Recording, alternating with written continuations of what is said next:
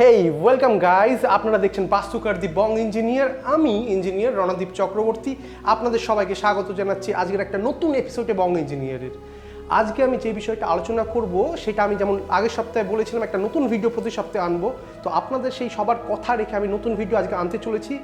এই রাত্রিবেলা এখন অলমোস্ট রাত্রির 11টা বাজে, আমি সবে মাত্র ফিরেছি বীরভূম থেকে, তবুও আমি ভিডিও আনবো কারণ আমি কথা দিয়েছি সবাইকে। তো শুরু করা যাক আজকের ভিডিও। তো ভিডিও শুরু করার আগে যেটা আমি অবশ্যই বলবো, সবাই তোমরা আমার চ্যানেল সাবস্ক্রাইব করো। তোমরা কিন্তু অনেকে সাবস্ক্রাইব করে আমার চ্যানেলে বেল আইকন হিট করছো না এবং অল নোটিফিকেশন অন করছো না। এর ফলে যেটা হচ্ছে যে আমি যখন নতুন কোনো ভিডিও আনছি তোমরা কিন্তু জানতেই পারছো না, এবং আমি তোমাদের বলতে পারি যত দিন যাবে আমার ভিডিওগুলো কিন্তু আরও আরও আরও ইন্টারেস্টিং হতে চলেছে।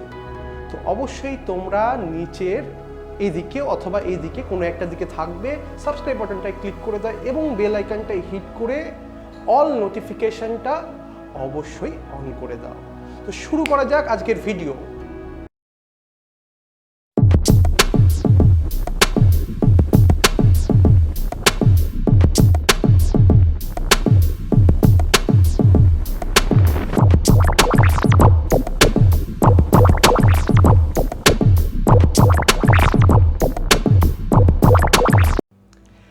আজকের ভিডিওয়ে আমি যে টপিকটা আলোচনা করব সেটা হলো কিভাবে আমরা বুঝবো যে বেন্ডিং মুভমেন্ট বা শিয়ার ফোর্স যখন ক্যালকুলেট করছি সেটা পজিটিভ বা নেগেটিভ হবে কিনা।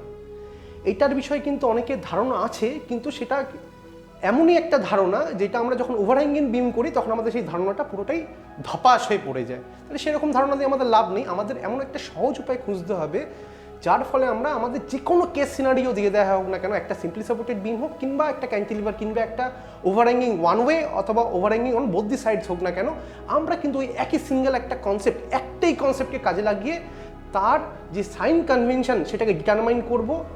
অর্থাৎ সাইন কনভেনশনের মাধ্যমে আমরা সেই শিয়ার ফোর্স অথবা বেন্ডিং মোমেন্টটা পজিটিভ হবে না নেগেটিভ হবে সেইটাকে আমরা ডিটারমাইন করব। তো আমরা আজকে শিখব সেই সাইন কনভেনশনটাকে কিভাবে খুব সহজে আমরা বুঝতে পারবো। আমরা জেনারেলি যেটা জানি সেটা হলো লেফট থেকে রাইট যখনই আমরা বেন্ডিং মোমেন্ট নিই বা শিয়ার ফোর্স নিই, শিয়ার ফোর্সের ক্ষেত্রে হলো আপওয়ার্ড শিয়ার ফোর্স হলো পজিটিভ, ডাউনওয়ার্ড হলো নেগেটিভ, এবং বেন্ডিং মোমেন্টের ক্ষেত্রে হলো left to right, clockwise positive, anti clockwise negative, এবং রাইট থেকে লেফট গেলে পুরো ব্যাপারটাই উল্টিয়ে যায়। কিন্তু এই আপওয়ার্ড না ডাউনওয়ার্ড এটা বোঝা কিন্তু সহজ শিয়ার ফোর্সের ক্ষেত্রে, কিন্তু বেন্ডিং মোমেন্টের ক্ষেত্রে ক্লকওয়াইজ হচ্ছে না অ্যান্টি ক্লকওয়াইজ মোমেন্টটা হচ্ছে সেটা কিন্তু বোঝা একটু জটিল হয়ে যায়। আমি আজকে একটা খুব খুব খুব সহজ পদ্ধতি দেখাবো। আগের দিন যখন তোমাদের শিয়ার ফোর্স আর বেন্ডিং মোমেন্ট বুঝিয়েছিলাম তখন আমি বলেছিলাম, তোমাদের কথা দিয়েছিলাম যে আমি একটা ভিডিও আনবো যেখানে আমি তোমাদের বুঝিয়ে দেবো খুব সহজে কীভাবে শিয়ার ফোর্স আর বেন্ডিং মোমেন্টের সাইনগুলো আমরা ধরতে পারবো পজিটিভ না নেগেটিভ হবে, অর্থাৎ সাইন কনভেনশন যেটা হয় সেটা নিয়ে আমরা আলোচনা করব। এইটা আমাকে আমার কলেজের যিনি প্রিন্সিপাল স্যার ছিলেন, আমি যখন ডিপ্লোমা পড়তাম সেই সময়কার, আমি পরে যদিও এএমআই করেছি, আমি একজন চার্টার্ড ইঞ্জিনিয়ার তোমরা অলরেডি জানো। তো যখন ডিপ্লোমা করছিলাম তখন সেকেন্ড ইয়ারে আমাদের প্রিন্সিপাল স্যার শিখিয়েছিলেন, এটা সেকেন্ড ইয়ার না অ্যাকচুয়ালি সেকেন্ড সেমিস্টারে শিখিয়েছিলেন, ইঞ্জিনিয়ারিং মেকানিক্স পড়াতে গিয়ে বা স্ট্রেংথ অফ মেটেরিয়াল পড়াতে গিয়ে, কিছু একটা পড়াতে গিয়ে, আমার এক্স্যাক্টলি খেয়াল পড়ছে না, সম্ভবত বোধহয় স্ট্রেংথ অফ মেটেরিয়াল পড়াতে গিয়ে, কেন ইঞ্জিনিয়ারিং মেকানিক্সে আমাদের শিয়ার ফোর্স বেন্ডিং মোমেন্ট ছিল না, স্ট্রেংথ অফ মেটেরিয়ালই ছিল।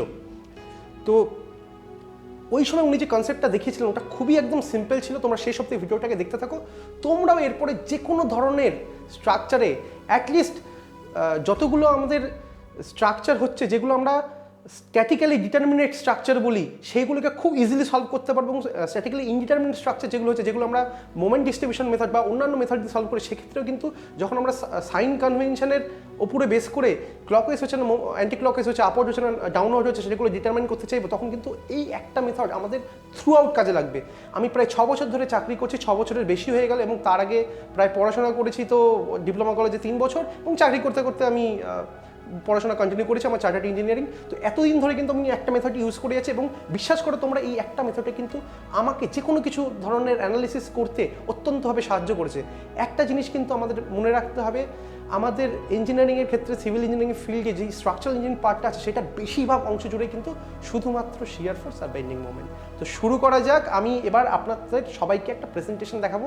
আমি কখনো কখনো বলতে বলতে আপনি বলে ফেলছি, কখনো কখনো তুমি বলে ফেলছি, এটা আমার একটু গুলিয়ে যাচ্ছে। তার কারণ হয়তো এখানে আমার যেমন ছোটো ছোটো ভাইরা আছে, ছোটো ছোটো বন্ধুরা আছে যারা সবেমাত্র কলেজে পড়ছে, সেরকম অনেক সিনিয়ররাও আছে, তারা হয়তো অলরেডি অনেক বছরের অভিজ্ঞ এবং চাকরি করছে। তারা হয়তো কেউ রাগ করলেও আমার উপর করতে পারে তুমি বললে, তাই জন্য আমি দুটোকে একটুখানি মিক্স করছি।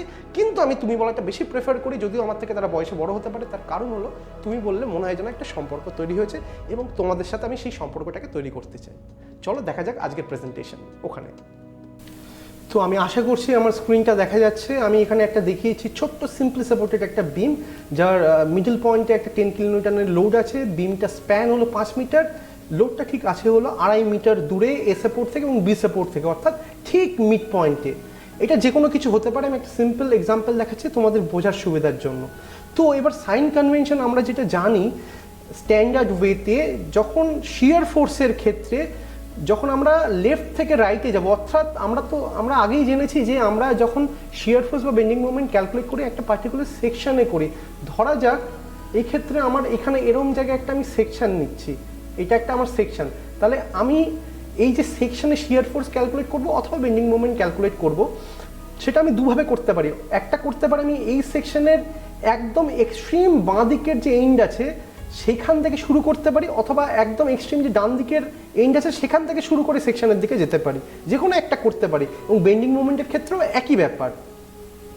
তো ধরা যাক এই একটা সেকশন আছে এবং এখানে আমি শিয়ার ফোর্স ক্যালকুলেট করব, তাহলে সেটা আমাদের সাইন কনভেনশন যেটা হবে সেটা হলো যখন আমরা বাঁ দিক থেকে ডান দিকে যাচ্ছি সেকশনের দিকে, সেক্ষেত্রে আপওয়ার্ড ফোর্স, অর্থাৎ আমি যদি লেফট থেকে এখন দেখি এটা কিন্তু একটা আপওয়ার্ড ফোর্স ওপর দিকে কাজ করছে, তাহলে এই ফোর্সটাকে আমরা পজিটিভ নেব।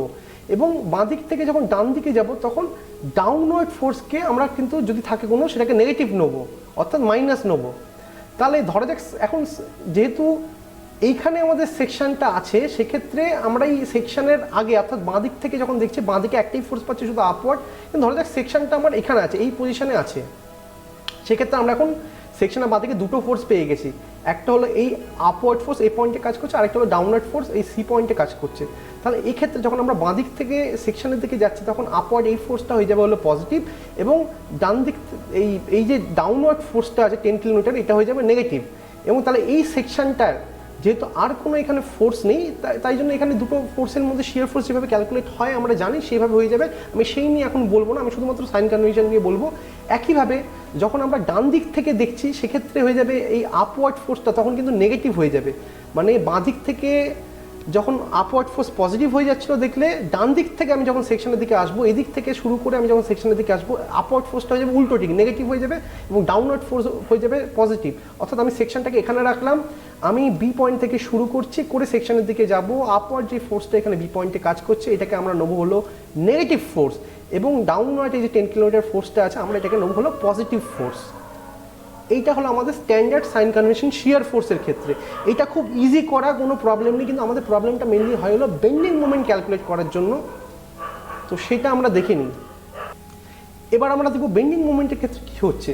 এবার ধরা যাক আমরা এই সেকশনটা একটা বেন্ডিং মোমেন্ট ক্যালকুলেট করবো। এটা একইভাবে দুভাবে করতে পারি আমরা। একটা হলো লেফট থেকে রাইটের দিকে যাব, মানে লেফট থেকে সেকশনের দিকে যাব, আরেকটা হতে পারে রাইট থেকে ক্যালকুলেশন শুরু করবো এবং সেকশনের দিকে যাব, অর্থাৎ এ থেকে শুরু করে এই সেকশনের দিকে ক্যালকুলেট করবো বেন্ডিং মোমেন্ট, অথবা হতে পারে এই বি থেকে শুরু করে এই সেকশনের দিকে ক্যালকুলেট করবো। আমরা দুটোই দেখে নিই কী দাঁড়াচ্ছে। এবং একটা ইন্টারেস্টিং বিষয় আমি এটা করতে করতে দেখাবো যে যেদিক থেকেই করে না কেন আলটিমেটলি কিন্তু বেন্ডিং মোমেন্টের ভ্যালুটা একই হবে। আচ্ছা, এবার কীভাবে সাইন কনভেনশনটা হবে। ধরা যাক আমি লেফট থেকে রাইটে যাচ্ছি, লেফট থেকে সেকশনের দিকে যাচ্ছি, সেক্ষেত্রে বেন্ডিং মোমেন্টের যে সাইন সেটা পজিটিভ হবে নেগেটিভ হবে সেটা করতে গেলে আমার যেটা করতে হবে, একটা আমাকে বল কল্পনা করতে হবে। একটা বল এরকম ধরা যাক এটা একটা বল, এই সার্কেলটাকে আমি ধরে নিচ্ছি একটা বল, ঠিক আছে। এবার এই বলটাকে আমি কোথায় প্লেস করবো এটা হলো গুরুত্বপূর্ণ ব্যাপার। এই বলটাকে আমি ঠিক প্লেস করব যেই লোডটার জন্য আমি বেন্ডিং মোমেন্টটাকে ক্যালকুলেট করতে চাইছি, সেই লোডটার সেই ঠিক ডান দিকে অথবা বাঁ দিকে। এবার ডান দিকে বসাবো না বাঁ দিকে বসাবো সেটা ডিপেন্ড করবে কিসের উপরে, সেটা ডিপেন্ড করবে আমার সেকশনটা কোন দিকে আছে। যেদিকে সেকশনটা থাকবে আমি সেদিকে বসাবো। এখানে যেহেতু সেকশনটা আমার এই ডান দিকে আছে এখন এই মুহূর্তে, তাই জন্য আমি বলটাকে কিন্তু ডান দিকে বসাবো, এই পয়েন্টটার ঠিক ডান দিকে বসাবো, মানে এই পয়েন্ট লোড যেটা কাজ করছে এই ডান দিকে বসাবো। এবার যেটা আমাকে দেখতে হবে, একটা কল্পনার মাধ্যমে আমরা ভেবে নিই এই বলটা এমনি ফ্রিলি ঘুরতে পারে, একটা বলতে গড়িয়ে যেতে পারে, ঠিক আছে? তাহলে এই যে লোডটা ঠিক কাজ করছে, এই বলটা ঠিক বাঁ সাইডে নিচ থেকে কাজ করছে, এরকম ওপর থেকে যদি ধাক্কা মারে তাহলে এই বলটা কোন দিকে ঘুরবে? স্বাভাবিক ব্যাপার, এই বলটা কিন্তু ঘুরবে ঠিক এইভাবে, এইদিকে ঘুরে যাবে, এরকমভাবে ঘুরে যাবে, এই ডাইরেকশনে ঘুরে যাবে, অর্থাৎ ক্লকওয়াইজ ঘুরছে, মানে ঘড়ির কাঁটার দিকে কিন্তু আমাদের বলটা ঘুরে যাচ্ছে। কাজে এক্ষেত্রে এই যে পয়েন্ট লোডটা আছে, এতে আপওয়ার্ড যে ফোর্সটা আছে, মানে সাপোর্ট, এটা অ্যাকচুয়ালি সাপোর্ট রিয়াকশনটা আলটিমেটলি কিন্তু একটা পয়েন্ট লোড হিসেবেই কাজ করবে, কিন্তু রিভার্স ডাইরেকশনে। তো এই যে সাপোর্ট রিয়াকশনটা আছে, এটা কিন্তু আমাকে একটা ক্লকওয়াইজ মুভমেন্ট জেনারেট করছে। আমি যখন লেফট থেকে রাইটের দিকে যাচ্ছি এবং এই সেকশানে কল্পনা করছি বেন্ডিং মুভমেন্টটা, তাহলে এই যে ক্লকওয়াইজ যে মুভমেন্টটা হচ্ছে, লেফট থেকে রাইটে গেলে আমাদের মনে রাখতে হবে ক্লকওয়াইজ মুভমেন্ট আমরা যখন নেবো সেটা সবসময় পজিটিভ ধরবো, এবং অ্যান্টি ক্লকওয়াইজ মুভমেন্ট লেফট থেকে রাইটের ক্ষেত্রে নেবো হলো নেগেটিভ। একইভাবে যখন রাইট থেকে লেফটে যাব, ব্যাপারটা পুরো সিম্পলি উল্টো হয়ে যাবে, মানে রাইট থেকে লেফটে গেলে আমাদের ক্লকওয়াইজ মুভমেন্ট হয়ে যাবে হলো নেগেটিভ এবং অ্যান্টি ক্লকওয়াইজ মুভমেন্ট হয়ে যাবে হলো পজিটিভ। এবার ধরা যাক আমার এই যে সেকশনটা আমি এখানে নিইনি, সেকশনটা আমি নিয়েছি হলো এরম জায়গায়, এবং আমি একইভাবে সেই বেন্ডিং মুভমেন্ট কল্পনা করব, মানে ক্যালকুলেট করব। এখন ক্যালকুলেট করার বলার অর্থই হলো কল্পনা করা। আমাদের কল্পনা করতে হবে কী ধরনের এটা মোমেন্টের টেন্ডেন্সি দিচ্ছে, ক্লকওয়াইজ না অ্যান্টি ক্লকওয়াইজ। আমরা যাচ্ছি হলো লেফট থেকে রাইটের দিকে, মানে এ থেকে যাচ্ছি সেকশনের দিকে। সেক্ষেত্রে আমাদের এখানে দুটো ফোর্স আছে, একটা হলো এই ফোর্সটা আছে এ পয়েন্টে, আরেকটা ফোর্স আছে সি পয়েন্টে। আমি প্রথমে আবার একইভাবে শুরু করব, সেকশন আমার আছে হলো ডান দিকে, আর ফোর্সটের থেকে ডান দিকে যদি সেকশন আছে, আমি ঠিক ফোর্সটার ঠিক গায়ে একটা ডান হাতে আমি একটা এরকম সার্কেল বা একটা বল কল্পনা করে নেবো। এবার আমি দেখবো কিভাবে ফোর্সটা কাজ করছে। ফোর্সটা আমার নিচ থেকে যদি এরকম ধাক্কা মারে, তাহলে এই কিন্তু বলটা ডান দিকে ঘোরার চেষ্টা করবো, অর্থাৎ ক্লকওয়াইজ ঘোরার চেষ্টা করবো। সেক্ষেত্রে কিন্তু এর জন্য যে মোমেন্টটা জেনারেট হবে এই পয়েন্টে, ধরা যাক এই যে ডিস্টেন্সটা আছে এটা ধরা যাক 1 মিটার, ঠিক আছে? এটা ধরে নেওয়া যাক হলো 1 মিটার, ঠিক আছে? জাস্ট বোঝানোর জন্যই বলছি, এটা ধরে নেওয়া যাক 1 মিটার। সেক্ষেত্রে আমার এখানে মোমেন্ট যে জেনারেট করবে সেটা হলো এই যে লোডটা, যেহেতু এখানে 10 কিলোমিটারটা ঠিক মিডল পয়েন্ট আছে, সেক্ষেত্রে অটোমেটিক্যালি এটা কিন্তু সিমেট্রির জন্য হয়ে যাবে এখানে 5 কিলোমিটার। তাহলে 5 কিলোমিটার ইন্টু আড়াই হলো এই অবধি হচ্ছে, যেহেতু এখানে মোমেন্টটা ক্যালকুলেট করছে এই সেকশনে, এটা হলো 1 মিটার দূরে দিয়েছে, তাহলে আড়াই প্লাস 1 3.5। তার মানে এখানে বেন্ডিং মুভমেন্ট এই পার্টিকুলার লোডটার জন্য কিন্তু হয়ে যাবে 5 কিলো নিউটন ইন্টু 2.5 প্লাস 1 মানে 3.5, মানে 5 ইন্টু 3.5 করলে যা হচ্ছে সেটাই হয়ে যাবে প্রায় 17.5 কিলোমিটার মিটার। এটাই হয়ে যাবে, এটা হয়ে যাচ্ছে ক্লকওয়াইজ, তার মানে লেফট টু রাইটে ক্লকওয়াইজ হয়ে যাচ্ছে হলো পজিটিভ।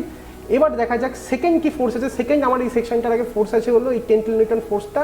এখানে যদি আমি একটা সার্কেল কল্পনা করি, তাহলে আমি কোন দিকে করবো? সবসময় লোডটা ডান দিকে করবো, কারণ সেকশনটা এই লোডটা ডান দিকে আছে। তাহলে আমি এখানে একটা সার্কেল কল্পনা করলাম। এবার দেখা যাক এই যে সার্কেলটা আছে, এই লোডটা ডান দিকে আছে, লোডটা ওপর থেকে নিচের দিকে কাজ করছে। কাজেই যদি এই লোডটা যদি এই বলটাকে একটা ধাক্কা মারে হালকা করে, জাস্ট স্পর্শ করে বেরিয়ে যায়, এরকমভাবে কল্পনা করবো, তাহলে কোন দিকে ঘুরবে? এটা ডান দিকে ঘুরবে না বাঁ দিকে ঘুরবে? অবশ্যই বাঁ দিকে ঘুরবে। বাঁ দিকে ঘুরছে মানে ঘড়ির কাঁটার বিপরীত দিকে ঘুরছে, তার মানে অ্যান্টি ক্লকওয়াইজ মুভমেন্ট জেনারেট করছে।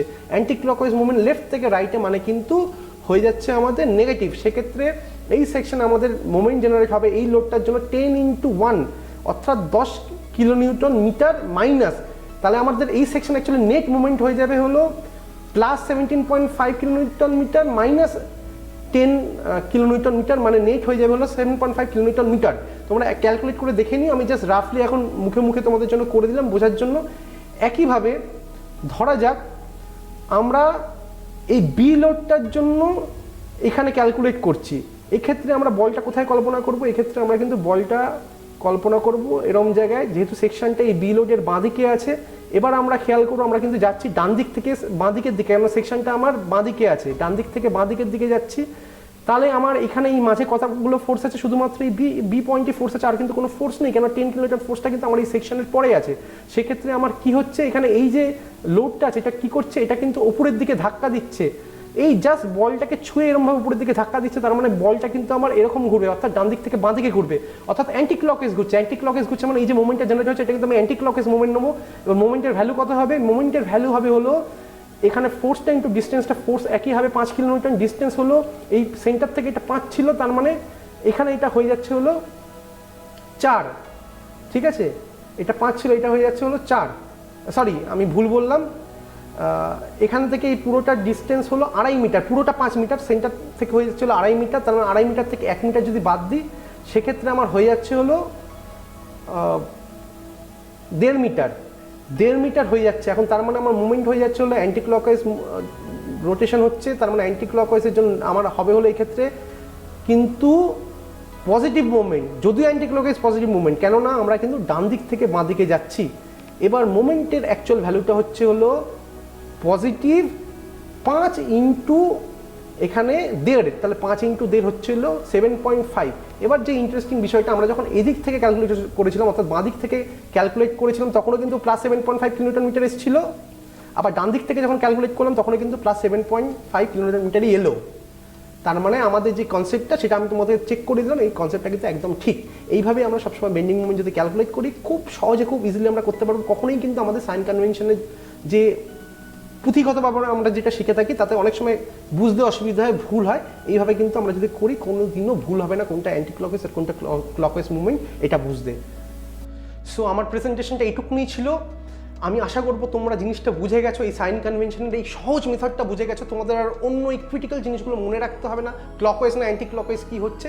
তোমরা খুব সিম্পলি একটা মাত্র শুধু বলের কল্পনা করে সব সলভ করে ফেলতে পারবে। একটা দারুণ ইনফরমেশন আমি তোমাদের সাথে শেয়ার করতে চাই, সেটা হলো আমি একটা প্লেলিস্ট তৈরি করছি তোমাদের রিকোয়েস্টে।